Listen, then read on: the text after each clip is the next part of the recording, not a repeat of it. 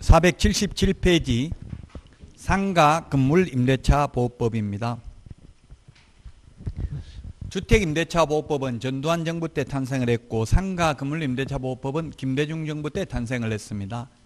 이걸 말씀드리는 이유는 그때는 전두환 정부 때는 강력한 리더십이 있었죠. 옛날에는 뭐 거의 독재 정권 때는 말 안 들을 수가 없었습니다. 그래서 모든 주택에 다 적용한다 해도 반대하기 쉽지 않았습니다. 근데 지금은 민주화되어 있기 때문에 다양한 목소리가 있죠. 뭐 요즘은 뭐 유튜버 이런데 거짓 뉴스도 유포하는 사람도 있고 어쨌든 여러 가지 다양한 견해가 있습니다. 그래서 2002년 모든 상가를 적용하려고 했었습니다. 뭐 정의당 같은 데는 모든 상가를 적용하라고 했는데 그렇게 하려고 하다 보니까 건물주들이 여기가 빨갱이 세상이냐 이런 식으로 반발한 거예요. 왜냐하면 이게 건물주들에게는 불리하죠. 모든 상가에 대해서 적용을 해버리면 최우선 면제, 우선 면제가 되면 담보 가치가 떨어지잖아요. 은행에 융자 받은 거 갚든지 그렇게 해야 되거든요. 담보 가치가 떨어지니까. 왜냐하면 세입자가 먼저 배당을 받아가면은 은행에 융자를 안 해주잖아요. 선순위 세입자 배당 받아갈 거 다 빼고 해주니까. 그래서 모든 상가를 적용 못하고 환산보증금이 일정 금액 초과하는 상가만 적용되도록 했습니다. 일단 시대적 배경이. 자, 역시 그 편면적 강행 규정입니다. 상가도 주택과 마찬가지로 임차인에게 불리한 건 무효입니다. 1번 목적에. 그 다음에 2번 적용 범위인데 양가로 1번 사업자 등록 대상이 되는 상가만 적용됩니다. 그리고 비영리, 종교단체, 자선단체, 동창회 사무실 이런 거 적용되지 않습니다. 그리고 사업자 등록의 대상이 되지 않는 어린이집, 그 다음에 유치원, 노인 주간 요양보호센터 예를 들면 이런 거는 사업자 등록의 대상이 아니니까 상가건물임대차보호법 적용이 안 됩니다.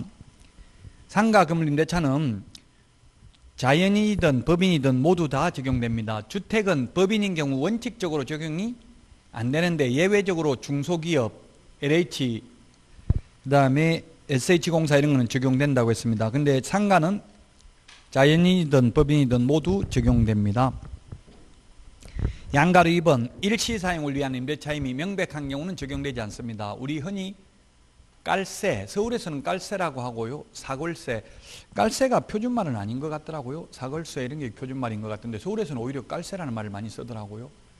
눈물의 폐업 처리 이렇게 해가지고 상가 보면은 그런 거 있잖아요. 보통 뭐 3개월 얻어가지고 월세 1,000만 원 주고 3개월 후면 다 까지고 사거로 들고 그냥 몸만 나가고 이런 게 사골세. 이런 경우는 일시사용을 위한 임대차임이 명백하면 상가건물 임대차보호법상 최단기 존속기간 적용할 필요 없다는 이야기입니다. 477페이지 양가로 2번 봤습니다. 맨 밑에.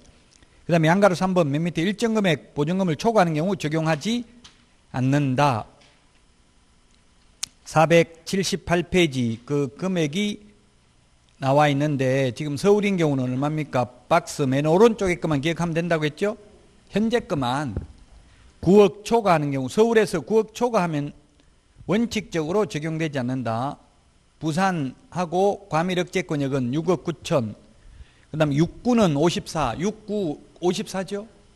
육구는 54, 그래서 5억 4천, 광역시. 자, 근데 광역시 아닌데 광역시에 준하는 보호를 받는 게 안산, 김포, 용인, 경기도 광주, 그 다음에 가로 안에 있는 세파화입니다. 세용화가 주택에 있었는데 여기는 세파화, 세용화. 주택에서는 세종, 용인, 화성이 과밀억제권역에 준하는 보호를 받는다 했죠. 근데 상가는 세파화, 세용화가 아니라 세파화가 광역시에 준하는 보호를 받습니다. 환산보증금이 5억 4천 이하인 경우에만 적용됩니다. 기타는 3억 7천 이하인 경우에만 적용이 됩니다. 자, 그 다음에 479페이지 메뉴에 표에 있는데 이거는 뭐냐면 최우선 면제 받는 금액인데 최우선 면제 받는 금액은 서울인 경우에는 6,500만 원 이하인 경우 2,200만 원까지, 과밀억제권역은 5,500만 원 이하인 경우 1,900만 원까지, 그 다음에 광역시 3,800만 원 이하인 경우 1,300만 원까지. 거기에 과밀억제권역에 부산이 해당되지 않고요. 광역시에는 안산, 김포, 용인, 광주만 해당되고 세파화도 해당되지 않습니다. 세종, 파주, 화성도 해당되지 않습니다. 기타 지역 3천만 원 이하인 경우 1천만 원. 자, 이게 좀 어려운데 다시 우리 표에 오늘 내드린 표 보면은 표를 보면은 최우선 면제 주택 상가 다 있습니다. 여러분들은 따로 필기를 안 해도 됩니다. 다시 한번 그러면 정리를 해보면 주택인 경우에는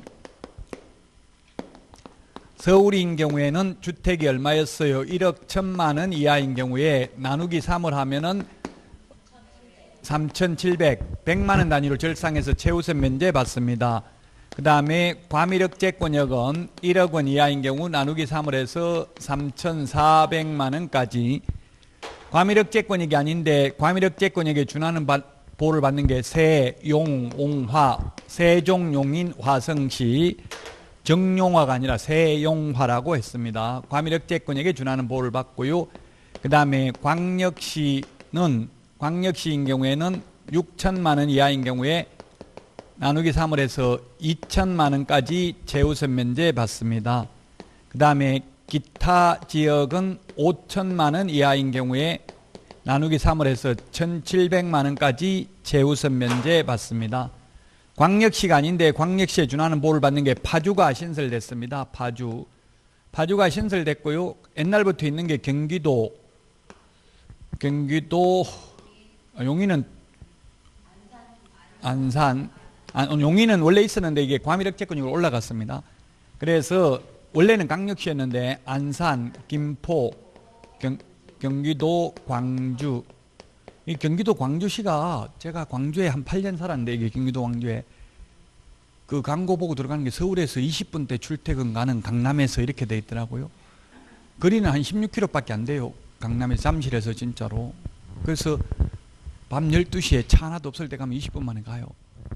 근데 차가 밀려가지고 1시간씩 또 더 걸리고 이렇게 했어요. 지금은 지하철이 여기 생기는데 제가 옛날 살 때는 지하철도 없고 그래가지고 지금 엄청나게 힘들어요. 지금 서울에 지하철이 몇 개 정도 될까요? 지금 한 23개 정도 되는 것 같더라고요. 지하철 노선이 20개는 확실하게 넘어요. 지금 생기고 있기 때문에 아직도 정확하게 그 호수는 9호선밖에 없잖아요. 10호선 없잖아요. 9호선이 끝인데 그 외에 뭐 다르게 부르는 이름이 많아요. 경강선, 뭐 신분당선, 그 다음에 뭐 인천공항 가는 거 이런 것도 이름이 달라요. 그 무슨 호선이 아니고 그냥 갑자기 이름 모르겠는데 춘천 가는 거 이런 것도 다 그런 거는 9호선 안에 안 들어가고도 경춘선 뭐 이런 식으로 돼 있어요. 또 의정부에 또 경정철 있고 용인도 있고 인천도 지하철 1, 2호선이 있고 그래서 20개는 넘어요. 지금 확실하게.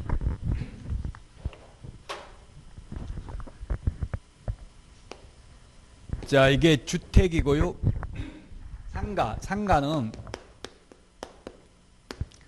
상가는 서울인 경우에는 환산보전금이 9억입니다. 이거는 9억은 환산보전금입니다. 월세까지 포함합니다. 보전금 더하기 월세 곱하기 100을 환산보전금이라고 합니다. 그 다음에 과밀억제권역은 6억 9천, 육구는 54, 광역시는 5억 4천. 그 다음에 기타 지역은 3억 7천입니다. 6954 요것만 암기하고 있어도 훨씬 쉽잖아요. 6954 이게 숫자도 시험에 나와요. 이게 그래서 지금 말씀을 드리는 건데 자, 과밀억제권역은 주택은 세용화가 과밀억제권역에 준하는 보호를 받는다 했는데 상가는 부산, 세용화가 아니고 부산입니다. 부산. 그 다음에 광역시가 아닌데 광역시에 준하는 보호를 받는 게 세파화입니다. 세용화가 아니라 세파화. 세종, 파주, 화성. 물론 이거 말고도 원래부터 있던 경기도 광주, 경기도 김포, 경기도 안산 이런 곳도 광역시에 준하는 보호를 받고요. 환산보전금입니다. 이게 최우선 면제 받는 게 아니라 이게 주택에 없는 숫자입니다. 주택은 모든 주택이 다 최우선 면제 받을 수 있죠. 우선 면제 받을 수 있죠. 최우선 면제는 이 금액 이하여야 되지만 확정일자 받으면 우선 면제는 모든 주택이 다 적용된다고요. 근데 상가는 서울에서 환산보전금이 9억 이하인 경우만 우선 면제 받을 수 있어요. 9억을 초과하면 확정일자 안 찍어줍니다. 오늘 여러분들이 꼭 세무서에 전화해서 한번 물어보세요. 만약에 서울이라면 9억, 세종시라면 얼마요? 5억 4천이 넘는데, 만약에 세종이라면 환산보증금이 6억인데 확정일자 도장 찍어줍니까? 이거 세무서에 한번 꼭 물어보라고요. 안 찍어줍니다. 제가 전화해보니까 계산 잘못했을 수도 있으니까 한번 가지고 와보세요 이러더라고요. 만약에 계산 잘못한 거 없으면 네가 차비는 줄래? 이러니까 그 확실하면 안 오셔도 됩니다 이러더라고요. 예. 그래서 도장 찍어주지 않고요. 일단 확정일자 도장을 이 금액을 초과하면, 서울에서 9억 초과하면 확정일자 도장을 안 찍어줘요. 일단 만약 찍었다 하더라도 공무원이 모르고 실수를 해서 찍어줬다 하더라도 소용이 없어요. 우선 면제 받을 수 없습니다. 이 금액을 초과하면. 자, 근데 이제 최우선 면제를 받는 금액은 환산보증금이 얼마라고 되어 있어요? 서울인 경우 6,500만 원 이하인 경우 나누기 3을 해서 2,200만 원까지. 2,200만 원 받는 거 이거는 보증금 범위 내에서 받아요. 환산보증금이 아니라. 이거는 기준이 되는 거는 6,500원 환산보증금이지만 실제 타는 돈은 보증금 범위 내에서 받는다고요.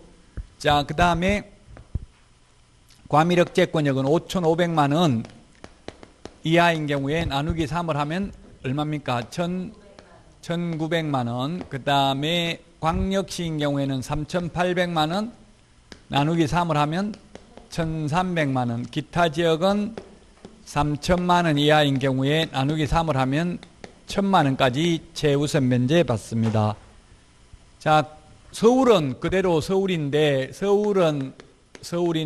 과밀억제권역은 그냥 과밀억제권역만 해당되고 부산은 해당되지 않아요. 그럼 부산은 우선 면제 받을 때는 6억 9천 이하이면 우선 면제 받을 수 있지만 최우선 면제 받을 때는 부산은 광역시에 해당된다고요. 좀 헷갈리죠. 그 교과서에도 그렇게 나와 있고요. 우리 프린트에도 있고. 그 왜 이렇게 돼 있냐 하면은 이번에 마지막 개정할 때 요 부분만 부산 요런 부분만 개정을 했어요. 이 최우선 면제 받는 건 옛날 그대로기 때문에 그래요. 개정을 할 때. 그래서 제가 국토부 이게 헷갈려 죽겠다. 다음에 개정할 때 참고로 하겠다 하더라고요. 지금은 어쨌든 이렇게 불합리하게 돼 있어요. 그래서 부산도 최우선 면제 받을 때는 광역시에 들어간다고요. 그 다음에 이게 세파화는 광역시가 아니고 최우선 면제 받을 때는 광주, 김포, 안산, 용인 이런 곳만 광역시에 해당이 됩니다. 그래서 기타 지역 세파화도 기타 지역에 해당된다고. 기타 지역에 세파화도 기타 지역에 해당됩니다. 최우선 면제 받을 때에는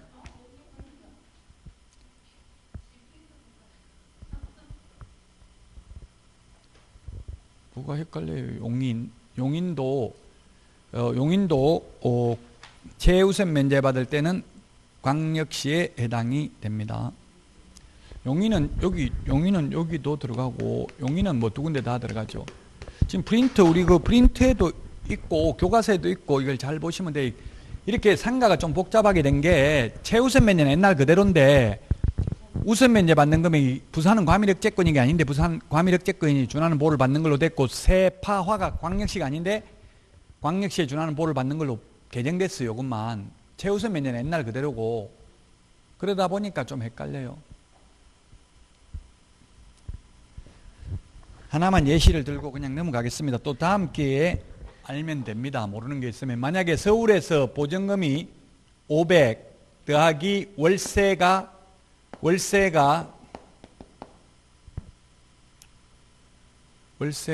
500 하지 말고 서울에서 6천만 원 할까요? 6천만 원. 서울에서 보증금 6천에 월세가 40만 원입니다. 월세 40만 원. 환산보증금은 월세 곱하기 100을 한 게 환산보증금이죠. 그럼 환산보증금은 1억입니다. 보증금은 6천만 원입니다. 이 경우 최우선 면제 얼마 받아요? 경매 넘어가면 최우선 면제, 우선 면제. 최우선 면제 못 받는다고요? 그럼 우선 면제는 얼마 받아요? 환산보증금은 1억이라고요. 보증금은 6천이라고요. 서울에서 경매 넘어가면 우선 면제는 후순위보다 전액을 다 우선 면제 받죠? 얼마냐고 그래서 1억입니까? 6천입니까? 예, 답은 6천이에요. 6천. 보증금 범위 내에서만 받는 돈은 보증금 범위 내에서만 받는 거예요. 내놓은 게 6천만 원밖에 없는데 1억 받으면 안 되겠죠. 그래서 6천만 원만 우선 면제 받고 최우선 면제는 못 받죠. 왜? 환산보증금이 1억이니까. 그러면 하나만 하려고 했는데 진짜 또 하나만 딱 하나만 더 하고 이제 넘어갑니다. 보증금이 500, 월세가 60만 원입니다. 월세 60만 원. 그러면 환산보증금은 곱하기 100 하면 6,500이죠. 이런 경우 서울에서 경매 넘어가면 최우선 면제 얼마 받냐고요? 6,500 받는다, 2,200 받는다. 500 받습니다. 500. 보증금이 500밖에 안 들어가 있으니까 보증금 범위 내에서만 최우선 면제 받는다고요. 나중에 이제 민법에서도 또 하게 될 겁니다. 이 정도만 하고 넘어가겠습니다.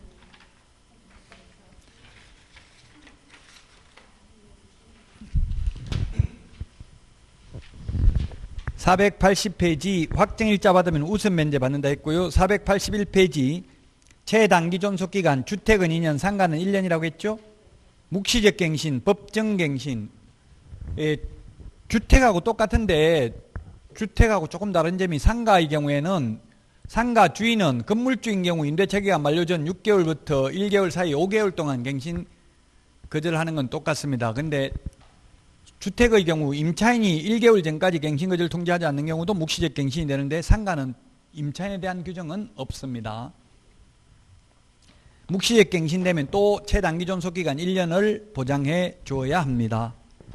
그 다음에 주택이 없는 상가는 481페이지 계약갱신 요구권이 있습니다. 최초 임대차 기간을 포함한 전체 임대차 기간이 10년을 초과하지 않는 범위 내에서 계약갱신 요구를 할 수 있습니다. 10년을 초과하지 않는 범위 내에서 계약갱신 요구를 할 수 있다고요. 그럼 가만히 있으면 자동으로 10년 가는 게 아니고 계약갱신 요구를 해야 돼요. 10년 동안. 예를 들면 계약기간 처음에 1년 했으면 이 1년 끝나기 6개월 전부터 1개월 사이에 5개월 동안 연장하겠다, 갱신하겠다 요구를 해야 됩니다. 그러면 정당한 사유 없이 거절할 수 없고 계속 10년간 연장을 해 주어야 합니다.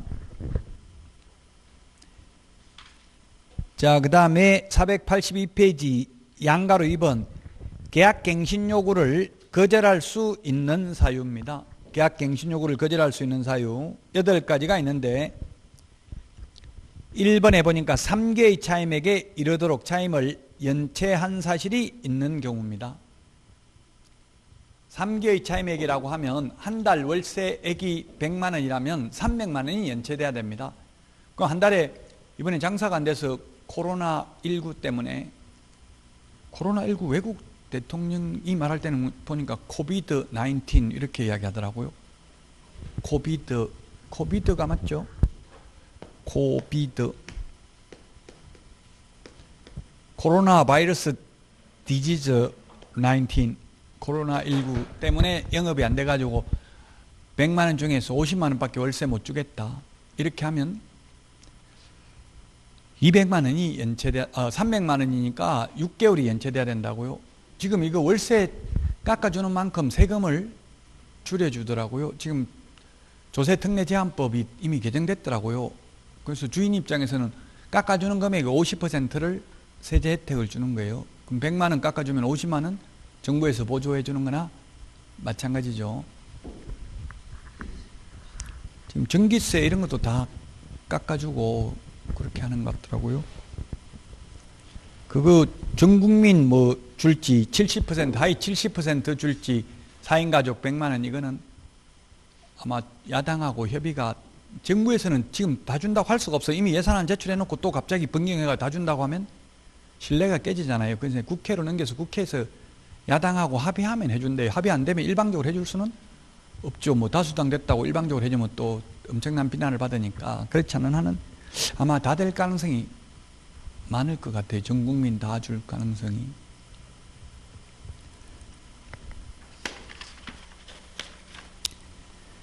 지금 경기도는 그게 신용카드로 주니까 쓰니까 자동적으로 거기서 얼마 썼다 이렇게 나오더라고. 재난소득 받은 거에서 얼마 썼다. 저도 10만 원 받았는데 경기도에서 10만 원 제가 쓰는 카드에 그냥 적립돼 있고 그게 우선적으로 빠져나가더라고요. 가맹업소에서는. 그러면 그 10만 원은 먼저 차감되고 나머지 이제 쓰는 거는 제 카드로 쓰는 거고, 재래시장 이런 데는 다 되는데 10억, 매출액 10억 넘는 데는 안 되더라고요. 그 웬만한 데 다 되는 것 같아요, 보니까. 저는 어제 재래시장 가가지고 10만 원 카드를 끌고 있는데 보니까 엉뚱한 카드로 해가지고 안 됐더라고. 하나도 안 돼가지고 카드 사야 아침에 전화해보니까 이게 다른 카드는 문자 온다던데 어떻게 된 건데 물어보니까 딴 카드에다가 적립을 했더라고요. 그래가지고 엉뚱한 카드 다 썼어요. 왜냐면 3개월 안에 써야 되는데 모르고 또 잊어먹고 안 쓸 수도 있으니까. 지금 경기도 이것 같은 경우는 그게 지자체에서 시군구에서 10만 원, 도에서 10만 원 해가 전 국민 기본적으로 20만 원씩 줘요. 화성이나 이런 데는 20만 원씩 주더라고, 시에서. 포천인가 이런 40만 원 주던데 1인당 40만 원. 그럼 1인당 50만 원이면 4인 가족이면 200 어디요? 아직 안 주겠죠. 나중에 다른 데 다 주는데 안 주기는 좀 힘들겠죠. 그래서 경기도가 최고 선도적으로 먼저 9일날 받았어요. 9일날 경기도는. 9일날 투표하기 전에. 그게 뭐 투표에 영향을 미치는지는 모르겠는데 그거는 모르겠어요. 어떻게 되는지는. 자, 모르겠어요. 저 같은 경우는 뭐 투표 돈을 주고 이런 거 가지고 신념이 변하진 않던데 한번 정해지면 그거 가지고 누가 나쁜 짓 했다 이래도 절대 안 바뀌더라고요. 누구 특정 당을 지지하면 그 당이 아무리 나쁜 짓 해도 잘 안 바뀌더라고요. 저한테는 그 돈 써봐야 아무 소용이 없는 거죠. 완전히 딱 그 신념이 정해지면. 양가로 2번, 동그라미 1번. 그래서 3기의 차이맥, 3기 동그라미 하시고요. 우리 핵심 비교 정리 프린트에도 있고요. 그 다음에 동그라미 2번, 부정한 방법으로 임차한 경우, 거짓 부정한 방법. 우리 핵심 비교 정리 프린트에 다 있습니다. 거짓 부정 정립 찾아보면. 그 다음에 3번, 쌍방 합의하에 임대인이 임차인에게 상당한 보상을 제공한 경우입니다. 제공. 공탁한 경우 이렇게 사법고시에 나온 적이 있습니다. 제공해야 되고요. 그 다음에 4번, 임차인이 임대인의 동의 없이 밑줄 치세요. 동의받아가 아니라 동의 없이 대신에 동의받아 하면 X입니다. 동의 없이 목적 건물의 전부 또는 일부를 전대한 경우 거절할 수, 이게 10년 보장해 줄 필요 없다는 이야기죠. 그 다음에 5번에 고의 또는 중대한 과실, 중대한 동그라미 하십시오. 중대한이라는 말 들어가는 건 딱 2번밖에 없습니다. 우리 공인중개사 시험에 여기 한 번 있고요. 민법에 취소할 때 표의자에게 중대한 과실이 있는 경우는 그러하지 아니하다. 2번밖에 없어요. 나머지는 모든 과실이에요. 경미한 과실 다 포함인데 여기만 중대한 과실입니다. 우리 시험에 이게 중대한 과실이냐 경미한 과실이냐 판단해라 그거 묻지 않습니다. 그냥 중대한 과실 또는 경미한 과실 이렇게 표현을 합니다. 그럼 판사 여러분들이 이 사건은 이게 중대한 과실이다 이런 거 판단할 필요 없다고요. 자, 그 다음에 6번에 임차한 건물의 전부 또는 일부가 멸실되어 임대차 목적을 달성하지 못할 경우. 7번, 임대인이 임대차 계약 체결 당시 공사 시기 및 소요기간 등을 포함한 철거 또는 재건축 계획을 임차인에게 구체적으로 고지하고 그 계획에 따르는 경우. 니은, 건물이 노후, 훼손 또는 일부 멸실되는 등 안전사고의 우려가 있는 경우. 디귿, 다른 법령에 따른 철거, 재건축이 이루어지는 경우에 해당하는 사유로 목적 건물의 전부 또는 대부분을 철거하거나 재건축하기 위해서 목적 건물의 점유 회복이 필요한 경우. 이 7번을 기역, 니은, 디귿 3개 중에서 악용한다면 니은을 악용할 가능성이 많죠. 니은이 얼마나 노후되어야 하는지, 얼마나 훼손돼야 되는지, 안전사고의 우려가 어느 정도 있어야 되는지, 어느 법인지 이런 게 없잖아요. 해석상 애매할 수 있죠. 그래서 이걸 많이 악용해요. 리모델링 한다 나가라 이렇게 해놓고는 주인이 직접 장사하고 이러면 손해배상을 청구해야 되겠죠. 좀 이걸 주인 입장에서 이걸 많이 악용하고 있다. 자, 그 다음에 차임 등의 요 8가지 사유에 해당되면 이게 시험에 잘 나오고요. 우리 핵심 비교 정리 프린트 2장에도 이거 들어 있습니다. 그래서 이 사유에 해당되면 10년간 보장해 줄 필요 없다는 이야기죠. 계약갱신 요구에 응할 필요 없다는 이야기고요. 482페이지 차임 등의 정감 청구는 5%밖에 100분 5. 1년에 5%밖에 못 올린다고 했죠. 그러면 10년간 5%씩밖에 못 올려요. 그럼 처음에 10년이면 처음에 1억이면 그 다음에 10% 올리면 얼마입니까? 1억 10% 올리는 게 아니라 5% 올리면 1억 500. 또 1년 지나면 1억 500에서 5% 이런 식으로 올릴 수 있다고 10년 동안 계속. 자, 그 다음에 483페이지. 그 월차임 전환율은 뭐라고 했어요? 1할 2푼 또는 기준금리의 4.5를 곱한 4.5배를 곱한 비율 중 낮은 비율, 높은 게 아니라 낮은 비율을 초과할 수 없다. 이거 4.5 곱하는 거는 계산기 없으면 하기 힘들어요. 그래서 시험에 이거는 계산하는 건 안 나올 가능성이 많아. 그냥 이 공식만 기억하고 있으면 되지. 계산하는 거는 여러분들 계산기 가지고 가긴 하죠. 학개론 때문에. 아직 한 번도 이거 계산한 건 안 나왔어요. 기준금리 만약 0.75% 곱하기 4.5 하면은 이거 계산기 없으면 하기 힘들죠. 계산기 곱해가지고 나누기 12를 해야 돼. 월로 하려면은 1년이니까 연 12%니까. 자, 그 다음에 상가 임차인의 권리금 보호입니다. 권리금. 뭐 권리금이라는 거는 뭔지 여러분들이 다 알잖아요. 권리금은 바닥 권리금, 영업 권리금, 시설 권리금 세 개를 통칭해서 권리금이라고 합니다. 영업상 노하우, 영업 권리금, 지리적 이점, 좋은 위치에 있는 거 바닥 권리금, 시설비, 시설 권리금, 이 세 개를 통칭해서 권리금이라고 하는데, 자, 권리금 회수 기회 보호 등입니다. 권리금 회수 기회만 주는 거지 반드시 주인이 권리금을 내줘야 되는 것은 아니죠. 그래서 이게 지금 판례는 10년 장사하고 나가더라도 권리금 회수 기회는 줘야 돼요. 10년 끝났으니까 그냥 나가라 안 된다. 내가 직접 장사하겠다 이거 안 된다고요. 무조건 권리금 회수 기회는 줘야 돼요. 기회를 임대차 기간 끝나기 6개월 전부터 임대차 기간 종료 시까지 6개월 동안 현 세입자가 새로운 세입자 데리고 와서 이 새로운 세입자와 임대차 계약을 체결해 주십시오. 제가 새로운 이 세입자한테 권리금 받을 테니 하면 정당한 사유 없이 거절하면 안 된다. 반드시 여러분이 건물주라면 기회는 줘야 됩니다. 근데 현실적으로는 이 권리금 보호제도가 법제화되고 나서 세입자들이 오히려 권리금을 더 많이 못 받아 나오는 경향이 있대. 옛날보다 아무런 규정 없을 때보다.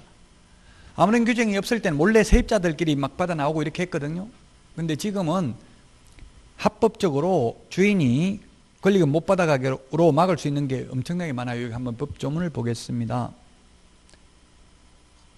기억, 임차인이 주선한 신규 임차인이 되려는 자에게 권리금을 요구하거나 집 건물주가 권리금을 요구하거나 임차인이 주선한 신규 임차인이 되려는 자로부터 권리금을 직접 건물주가 수수해가지고 현 세입자가 권리금 못 받아가도록 방해해서는 아니 된다 이 말이에요. 니은에 임차인 주선한 신규 임차인 되려는 자로 하여금 임차인에게 권리금을 지급하지 못하게 하는 행위. 그래서 특이하게 어떠한 경우에도 권리금 인정하지 않기로 함 이런 특약을 했다 하더라도 그건 효력이 없습니다. 무효입니다. 강행법규 위반이기 때문에. 옛날에 보면 주인들이 그런 거 많이 적으라고 그래요. 권리금 절대 인정하지 않는다 이런 거. 옛날에는 효력이 있지만 지금은 효력이 없습니다. 강행규정 위반이기 때문에. 디귿에 임차인이 주선한 신규 임차인 되려는 자에게 상가 건물에 관한 조세공과금, 주변 상가 건물의 차임 및 보증금, 그 밖에 부담에 따른 금액에 비추어 현저히 고액의 차임과 보증금을 요구하는 행위. 그럼 지금 현 세입자가 100만 원에 있는데 새로운 세입자 데리고 오면 주인이 150만 원으로 월세 올리면 된다 안 된다? 현저하게 올리면 안 된다고 했죠. 50만 원도 올리는 게 50% 올리는 게 현저한지는 몰라요. 왜냐하면 주변 시세가 150이면 올려도 돼요. 아까 주변 시세 이런 거에 비춰볼 때 현저하게 올리면 안 된다고 돼 있잖아요. 주변 시세가 150이면 올려도 된다고요? 그럼 150만 원 올리면 되느냐 안 되느냐 그거는 규정은 없는데 그거 가지고 20만 원 올렸다고 현저하다고 보기 쉽지 않아요. 그래서 여러분이 건물주라면 못 받아가 권리금 현 세입자 못 받아가게 하려면 어떻게 하면 되냐면 현 세입자는 주인의 협조를 받아야 돼. 지금 저 100만 원 있는데 새로운 세입자 데리고 오면 얼마 받을 겁니까? 이걸 알려주면 좋잖아요. 차라리 120만 원 받는다고 하면 처음부터 구할 때 120만 원짜리를 구하면 되겠죠. 근데 주인한테 물어보면 주인 입장에서는 어떻게 하면 돼? 그거 왜 묻는데 데려오긴 아니라 데려오지도 않고 뭐 벌써 그거부터 묻냐 이런 식으로 하면 그건 이제 협조 안 하겠다는 이야기예요. 그러면 100만 원에 데리고 왔는데 갑자기 120만 원. 왜냐하면 새로운 세입자를 구하면 얼마 있는데요? 물을 거 아니에요. 그럼 난 지금 현재 나는 이 100만 원 있다. 이걸 말해야 되죠. 주인이 얼마 받을지를 모르니까. 그 말을 100만 원 받는다 했는데 갑자기 너 장사 몇 년 했는데 1년밖에 안 했다. 근데 지금 20만 원 올리면 새로운 세입자 들어올 것 같아요? 안 들어올 것 같아요? 거의 안 들어와요. 갑자기 왜 이렇게 많이 올리는데 이렇게 나온다고요? 그래서 한 130만 원 이런 식으로 올려버리면 세입자가 권리금 회수하기 쉽지 않다고요. 더 올려버리면. 그 주인 협조가 있어야 돼요. 그 다음에 그 밖에 정당한 사유 없이 임대인이 임차인이 주선한 신규 임차인 되려는 자와 임대차 계약 체결을 거절하는 행위를 함으로써 권리금 회수 기회를 박탈하면 손해배상해야 된다 이 말입니다. 동그라미 2번. 다음 각호 어느 하나에 해당하는 경우에는 정당한 사유가 있는 것으로 본다. 즉 권리금 회수 기회를 보장 안 해줘도 된다는 이야기죠. 기억해 보니까 임차인이 주선한 신규 임차인이 되려는 자가 보증금 또는 차임을 지급할 자력이 없는 경우, 자력, 경제적 능력이 없는 경우. 근데 얼굴 한번 보고 저 옷 입은 거 보니까 월세 안 낼 것 같아. 다른 사람 데려와 봐라. 이렇게 할 수도 있다는 이야기예요. 근데 사람 월세 얼굴만 보고 옷 입은 것만 보고 알기 쉬워요, 어려워요? 돈 많은지 없는지? 어려워요. 부부 세계인 보니까 뭐 옷 잘 입고 나오더라고, 돈 많은 분들이. 근데 제가 중개업을 하면서 느낀 거는 50억 그 보상받아가지고, 토지 보상받아가지고 300억 있다고 하는데 할아버지 버스 타고 왔더라고요. 차도 없고. 그 밥도 돈이 아까워서 못 사 먹어요. 자식들만 좋다고 부모는 못 쓰더라고. 농사만 짓다가 있어 놓으니까. 근데 그 얼굴만 보고 옷 입은 것만 보고 알기는 힘들죠. 어쨌든 이렇게 자력이 없는 경우, 신규 임차인이 되려는 자가 아직 한 번도 안 보고 처음 얼굴 봤잖아요. 근데 자력이 있는지 없는지 어떻게 하냐고요.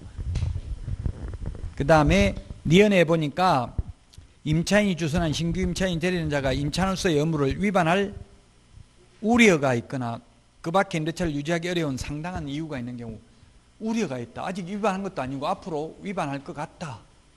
좀 안 위반 안 할 것 같은 사람, 착하게 생긴 사람 데리고 와봐라. 애매하잖아요. 이런 걸 판단하기가. 그러니까 소송해봐야 돼. 소송하는 사이에 이미 6개월 다 지나가 버리겠죠. 그 다음에 디귿 보면 이 꼴 저 꼴 보기 싫다. 나는 이제 앞으로 1년 6개월간 세 안 넣겠다. 동창회 사무실로 쓰겠다 하면 권리금 회수 기회 줄 필요 없어요. 디귿. 리얼. 임차인이 선택한 신규 임차인이 임차인과 권리금 계약을 체결하고 그 권리금을 지급한 경우 이런 착한 임대인은 없을 겁니다. 3번. 임차인이 1항을 위반하여 임대인이 임차인에게 손해를 발생하게 한 때에는 그 손해를 배상할 책임이 있다. 이 경우 손해배상 책임은 신규 임차인이 임차인에게 지급하기로 한 권리금과 임대차 종료 당시 권리금 중 낮은 금액을 초과하지 못한다. 당시 권리금이라는 건 뭐냐면 종료 당시 권리금이라는 것은 감정평가사가 평가한 금액이에요. 4번. 제3항에 따라 임대인에게 손해배상을 청구할 권리는 임대차 종료한 날로부터 3년 이내에 행사하지 않으면 시효 완성으로 소멸한다. 3년이다. 3년. 권리금 회수 기회를 보장받지 못해서 손해가 발생했으면 임대차가 종료한 날로부터 3년 이내에 행사하지 않으면 시효로 소멸합니다. 동그라미 5번. 임차인은 임대인에게 임차인이 주선한 신규 임차인이 되려는 자의 보증금 및 차임을 지급할 자력 또는 그 밖에 임차인으로서의 의무를 이행할 의사 및 능력에 관하여 자신이 알고 있는 정보를 제공해야 된다. 양가로 3번. 권리금 적용 제외. 적용 제외라는 건 또 권리금 보호해 줄 필요 없다는 이야기예요. 동그라미 1번. 유통산업발전법에 의한 대규모 점포, 준대규모 점포. 다만 전통시장은 제외한다. 가로 안에 전통시장은 제외한다. 이 말은 전통시장은 세입자들 권리금 회수 기회를 보장해 준다는 이야기입니까? 안 해준다는 이야기입니까? 준다는 이야기예요. 전통시장이 준대규모 점포거든요. 그래서 대규모 점포는 뭐냐면 백화점 할인 매장, 백화점도 임대사업이잖아요. 백화점 임대사업이죠. 백화점에서는 임대사업 어떻게 받냐면 차임을 판매의 거의 40%를 먹어요, 백화점이. 그래서 뭐 등산복, 예를 들면 뭐 K2 이런 게 들어가 있으면은 거기서 10만 원짜리 팔면 계산은 그 자기들이 하는 게 아니라 다른 데 카운터 따로 가서 해야 되죠. 그 계산하는 직원만 만약에 뭐 롯데백화점이면 롯데백화점 직원이 물론 거의 비정규직 직원이 많긴 하던데요. 그 반드시 그 백화점에 가서 계산해야 되잖아요. 자기 매장에서 계산하면 안 되고 그래야 판매되는 그 40%를 수수료로 임대료로 먹을 수 있으니까. 그래서 한 달에 2번 정도 매장 위치를 바꿔버리더라고요. 보름에 한 번 정도. 그러니까 권리금 회수기의 보장을 못 받아요. 왜냐하면 에스컬레이터 앞에 이런 데 있는 게 훨씬 더 매출액이 더 높잖아요. 구석에 있는 것보다는. 그러니까 위치를 수시로 바꾼다고 한 달에 2번씩. 그래서 임차인은 권리금 회수기의 보장 못 받는다고. 백화점, 할인 매장. 단 전통시장은 권리금 회수기에 보장된다. 그 다음에 국유재산, 공유재산 이런 거 보호 못 받습니다.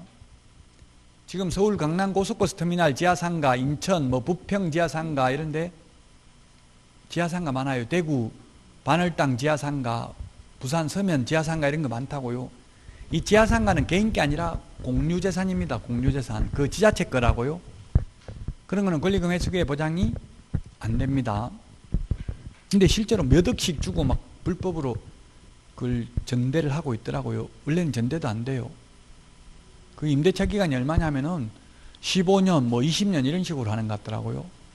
그러니까 20년 동안 계약하고 한 달에 한 20만 원도 안 내요. 원래는 지자체에 점포 하나당. 근데 그게 나중에 몇백만 원 이렇게 막 받더라고요. 그 처음에 임차인이 다시 불법으로 전대 해가지고 다시 세를 놔가지고. 그럼 맨 마지막에 그거 들어가는 사람은 월세 주는 거는 상관없는데 보증금까지, 권리금까지 막 몇 억 주고 들어가는 경우도 있더라고요. 그런 경우 나중에 회수 못 받을 수도 있다는 이야기입니다. 그래서 이게 예외가 너무 많다고요. 권리금 회수 기회를 보장 안 해줘도 되는 예외가. 아까 8가지 갱신 거절 사유에 해당돼도 권리금 회수 기회 보장 못 받습니다. 3개의 차임액을 연체한다든지 이런 거, 거짓 부정한 망부로 임대차 한 경우, 이런 경우 권리금 회수 기회 보장 안 해줘도 됩니다. 그리고 또 유통산업발전법에 의한 대규모 점포, 준대규모 점포, 국유재산 안 되고요. 또 1년 6개월 이상 영업용 건물로 앞으로 사용을 안 하더라도 또 현 세입자가 1년 6개월 이상 영업용 건물로 사용 안 한 경우도 역시 권리금 회수기에 보장 안 해줘도 돼요. 그리고 차임을 지급할 자력이 없는 경우, 새로운 임차인 데리는 자가 어떻게 하냐고, 자력이 있는지 없는지. 또 임대차를 의무를 위반할 우려가 있는 경우, 지금 위반한 것도 아니고 앞으로 위반할 것 같다. 그러면 또 권리금 회수기회를 보장 안 해줘도 된다. 그럼 어떻게 돼? 새로운 세입자 데리고 와봐라 이렇게 할 수 있잖아요. 그럼 새로운 세입자 데리고 오라 하면 6개월 다 지나가 버린다고요. 상가는 6개월 안에 세놓기 쉽지 않아요. 주택은 거래가 좀 잘 되지만 상가는 거래 잘 안 되는 경우 많죠. 여러분들은 이제 연세 드신 분들은 상가 투자하는 거 별로 바람직하지 않아요. 굉장히 변동성이 많아요. 상가는 잘 될 수도 있지만 지금 공실로 비어있는 경우가 서울에도 지금 20%가 넘는데요. 공실 비어있는 게. 공실 비어있어도 제가 아는 데 보니까 약국자리인데, 큰 건물에 약국자리인데 월세가 600이더라고요. 2년째 비어있어요. 지금 그 돈이 많기 때문에 그런 사람들은 만약에 싸게 나가버리면 이제 올리기가 쉽지 않다고 보는지 어쨌든 그냥 비워놓더라도 그대로 그냥 공실로 비워놓더라고요. 월세 600인데 보증금이 뭐 몇 억에 월세 600이더라고요. 약국자리 좋은 데는 권리금이 10억인데도 있어요. 메디칼 센터 이렇게 해가지고 건물 아예 통째로 전부 위에 병원 있고 밑에 1층에 보통 건물주들이 그렇게 많이 해요. 건물 유치하고 1층에는 약국 하면은 그 전부 다 거기 올 수밖에 없잖아요. 그럼 엄청나게. 어떤 분은 마스크 이거 파는데 1,500원 파는 거 남겨 먹었다고 뭐 야당 의원은 폭로하고 이러던데, 그 정도 남겨 먹는 거는 1,500원 팔아가지고 다 남겨 먹어봐야 1,500원 밖에 안 돼요. 근데 약은 그 원값 몇백 원도 안 되는 거 훨씬 더 많이 남겨 먹죠. 약은. 약국에서는 마스크 파는 거 별로 재미없다더라고. 그거 팔아봐야 얼마 남지도 않고 또 카드로 끊어도 되잖아요. 그러니까 마스크는 그렇게 많이 남겨 먹는 건 아니에요. 모든 상품은 다 50%는 남아요. 식당도 장사 잘 되는 반 남는다고, 손님이 어느 정도 많이 온다면. 우리 중개업소도 매출액이 만약에 한 달에 1,000만 원이면 500만 원 정도 남는다고요. 순이익은. 월세 빼고 뭐 관리비 이런 거 다 빼고 광고비 빼고 직원 있으면 직원 월급 주고 이러면 50% 정도 남아요. 모든 상품 다 마찬가지입니다. 우리 아파트 이것도 분양가 대비 50% 남아요. 건설회사는.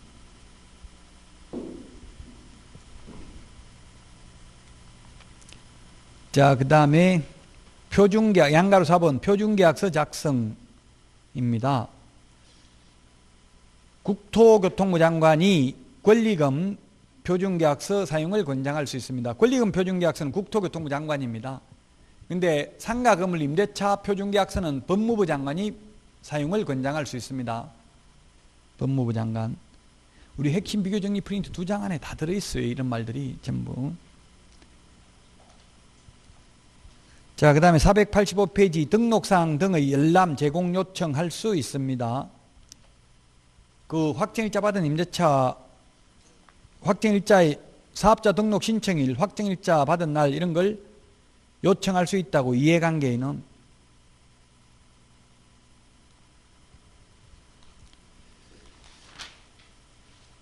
자, 그 다음에 486페이지 임차권 등기 명령이 있는데 임차권 등기 명령은 주택하고 똑같습니다. 임차권 등기 명령은 주택하고 똑같다. 상가든 주택이든 똑같다. 계약기간 끝나도 주인이 돈을 돌려주지 않는 경우에만 명령에 의한 등기를 할 수 있다. 등기하게 되면 대항력과 우선 면제권을 취득하게 되고 이미 취득하고 있는 사람은 존속하게 됩니다. 그 등기 비용을 임대인에게 청구할 수 있습니다. 아까도 말했지만 보증금 돌려받는 것과 등기 말소는 동시행이 아니라 선이행이다. 돈부터 돌려받고 말소해주면 됩니다.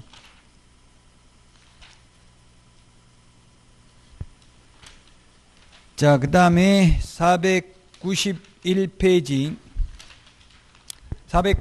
공법상 이용제한 거래 규제에 관한 사항인데 공법상 이용제한은 이걸 다 암기할 수는 없어요. 모든 용도, 지역, 지구 구역이 약 350개 정도 있어요.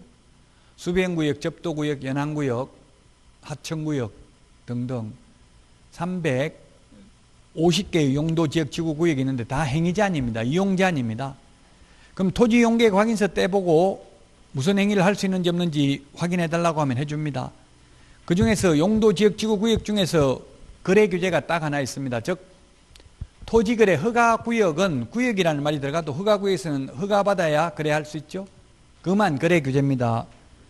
토지거래 허가제, 즉 토지거래 허가구역 빼고 나머지는 전부 다 이용제한인데 이 용도, 지역, 지구 구역을 다 암기할 필요는 없습니다. 492페이지 동그라미 2번 확인 불가능한 사항이 나와 있습니다. 확인 불가능한 사항, 즉 토지 이용계획 확인서를 통해서 모든 용도, 지역, 지구 구역을 모두 확인할 수 있는 게 아니다. 학교, 환경, 위생 정화구역 이런 거 확인 불가능하고요. 당연히 묘지의 점유 면적 이런 거 알 수 없죠. 묘 뭐 등기된 것도 아니고 묘 점유 면적이 얼마인지 이런 거는 당연히 알 수가 없습니다. 그래서 묘 있는 거 임야를 거래할 때는 분묘가 몇 기가 있냐, 팔 때 묘 이장해 줄 거냐 안 해줄 거냐 특약으로 적으면 돼요.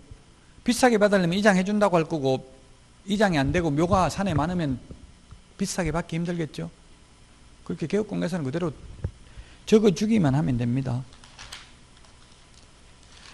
자, 여기까지 494페이지까지 상가 건물 임대차 보호법 했습니다. 오늘 내드린 문제 8문제가 올해 개정된 공인중개사법 내용입니다. 지난주 내드린 10문제가 부동산 거래 신고 등에 관한 문제에 올해 개정된 내용입니다. 그래서 18문제인데요. 여기서 반드시 시험에 올해 출제된다고요. 올해 다 개정된 부분이니까. 해설이 바로 밑에 있죠.